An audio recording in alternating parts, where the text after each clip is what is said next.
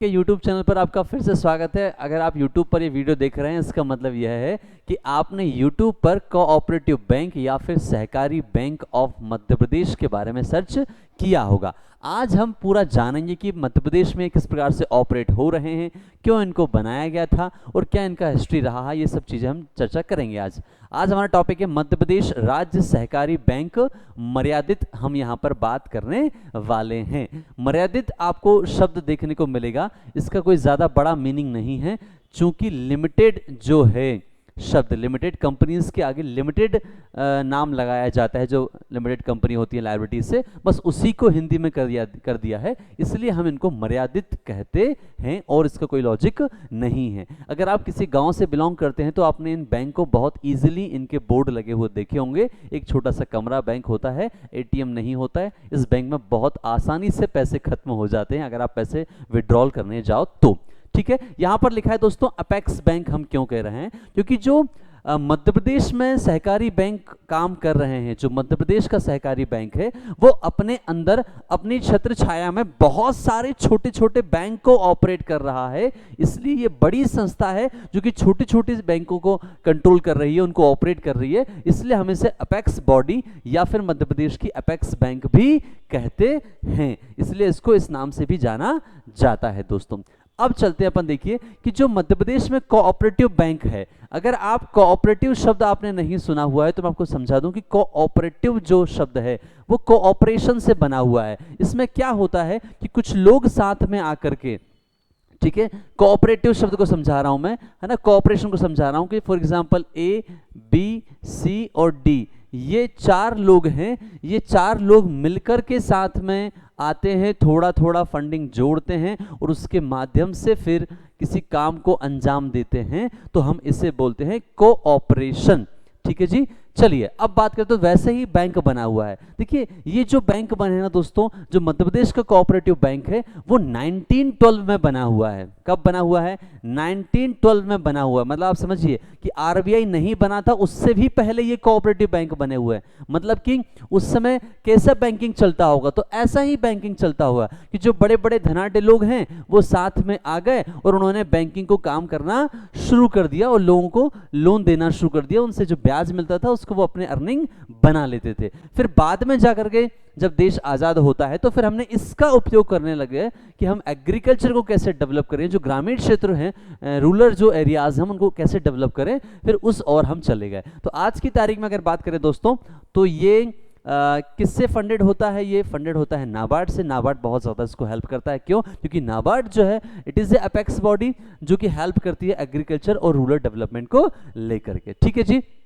चलिए तो हम ये समझ गए कि नाबार्ड इसको कंट्रोल करता है, ऑपरेट करने में मदद करता है, कंट्रोल नहीं कहूंगा मैं। फिर कोऑपरेटिव बैंक जो हम बात कर रहे हैं मध्य प्रदेश में, वो कैसे काम करता है? तो यहां पर दो चीजों के नाम लिखे हुए हैं, डिस्ट्रिक्ट सेंट्रल कोऑपरेटिव बैंक्स और primary agriculture credit cooperative societies.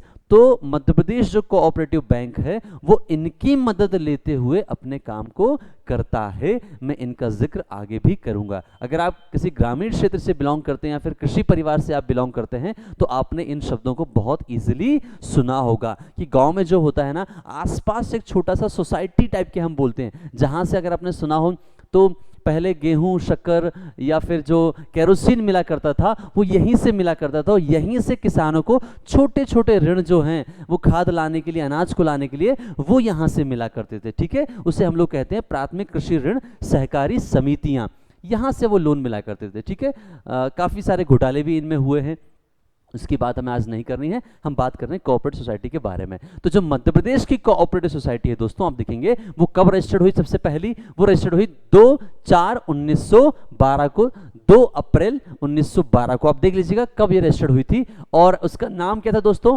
Provisional cooperative bank limited. मतलब ऑब्जेक्टिव बनता है, एमसीक्यू बनता है कि मध्य प्रदेश की पहली कोऑपरेटिव बैंक कौन सी थी? तो आप प्रोविजनल कोऑपरेटिव बैंक लिमिटेड पर गोला मार करके आ जाएंगे। सर इसका हेडक्वार्टर कहां पर था? तो इसका हेडक्वार्टर कहां पर था दोस्तों? जबलपुर में था। तो अगर आपसे पूछा जाता है कि पहली कोऑपरेटिव बैंक जो थी हमारी, उसका हेडक्वार्टर कहाँ पर था, तो वो जबलपुर में था।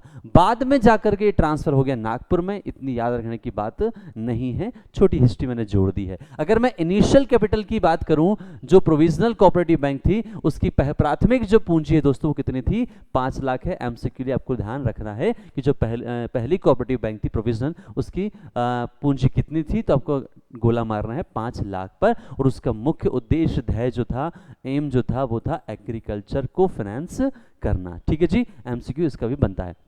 इसके बाद में देखिए अब कहानी कहां शुरू हुई, 1912 से। मध्य प्रदेश के कोई अते पते नहीं थे। फिर हम धीरे धीरे आगे बढ़ते हैं, आ जाता है 1956। यहां पर क्या होता है इतिहास के गलियारों में, देखिए दोस्तों कि कोऑपरेटिव बैंक लिमिटेड जो है नागपुर, जो हेडक्वार्टर हमने बाद में शिफ्ट किया था, इसके 2 हिस्से हो जाते हैं, एक नागपुर में रह जाता है और एक जो है मध्य प्रदेश का जो हिस्सा आता है जबलपुर।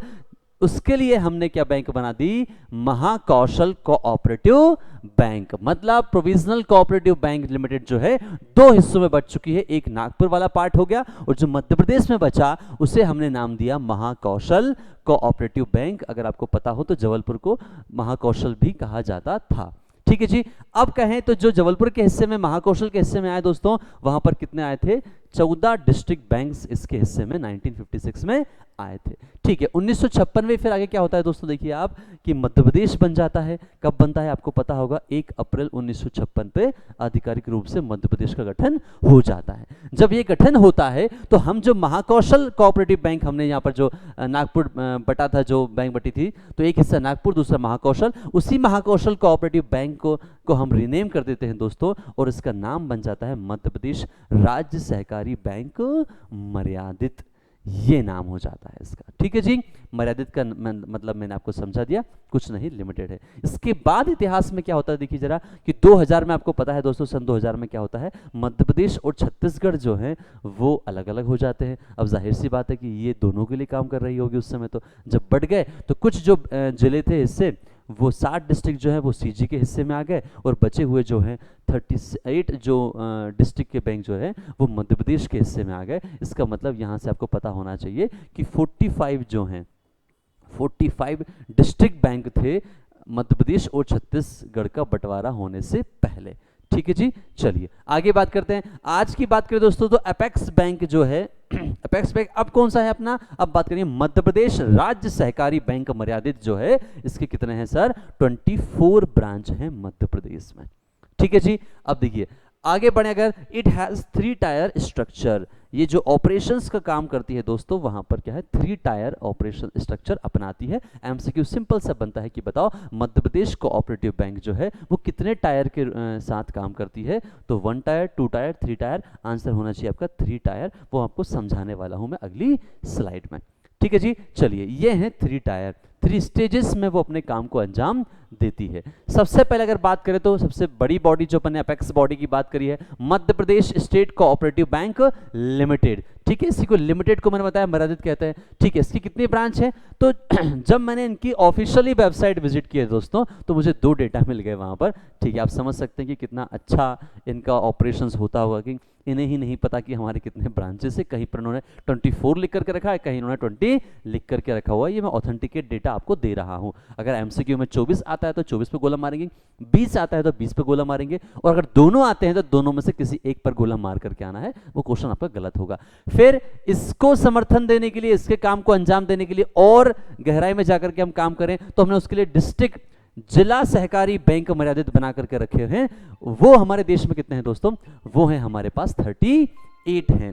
बिल्कुल सही टाइम पर फोन आया दोस्तों, देखो है ना, मुझे काटना पड़ेगा। ठीक है, चलिए आगे बढ़ते हैं। देखिए हम देखेंगे प्राइमरी एग्रीकल्चर, जो 3rd हम टायर की बात करें तो प्राइमरी एग्रीकल्चर क्रेडिट इंस्टीट्यूशन, जो मैंने प्राथमिक पहले आपको समझाया था, कृषि ऋण जो मिलता है वो हमारे देश में कितने हैं, सॉरी मध्य प्रदेश में कितने हैं, 807। तो ये कुछ 2-4 गांव को मिला करके इनको बनाया जाता है। आप इस स्ट्रक्चर को समझिए, आप आज के हिसाब से मत देखिए कि गांव-गांव तक पेटीएम के, गूगल के QR कोड पर पहुंच चुके हैं। आप इसको सोचिए 50 साल पहले कि कितना इंपॉर्टेंट ये चीज़ हुआ करती थी, जहां पर इतना ट्रांसपोर्टेशन नहीं था, इतना टेक्नोलॉजी नहीं था, गांव के लोगों को इतना क्रेडिट के बारे में, लोन के बारे में पता नहीं था। तो ये बहुत ज़्यादा मदद करती थी किसानों की उस समय पर।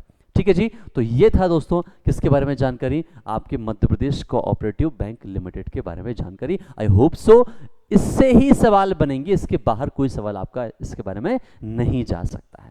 ठीक है, ऐसे ही और वीडियो के लिए करना क्या है, आपको फेयर कॉपी के चैनल को सब्सक्राइब करना है, लाइक करना है, कमेंट करना है। अगर अच्छा वीडियो लगा या किसी चीज़ के बारे में वीडियो चाहते हो तो कमेंट करके ज़रूर बताइएगा। मैं फिर मिलूंगा आपको कुछ नया लेकर के।